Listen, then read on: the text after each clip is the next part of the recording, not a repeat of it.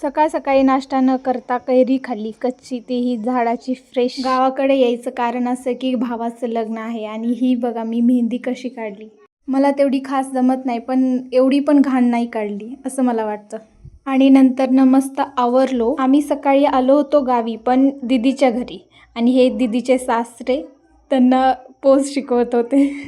मस्त त्यांनी पण पोज दिली आणि ही बघा रुंजी आणि ही दीदीची सासू आणि मी आणि दीदी मस्त मेहंदीचा आउटफिट घालून रेडी होतो आणि यांना सगळ्यांना बाय बाय केलं। निघालो आमच्या घरी आणि वाटेतच लागती माझी शाळा। ह्या शाळेमध्ये मी 1ली ते 10वी शिकले। शाळेला बघून सगळ्या अशा जुन्या आठवणी ताज्या झाल्या। असं वाटत होतं की थोडं थांबावं, बघावं जरा आतमध्ये जाऊन, पण आम्हाला लवकर जायचं होतं पण म्हणून निघालो। आणि तिथंच एक देवीचं मंदिर पण आहे, मग म्हणलं दर्शन पण करून जावं।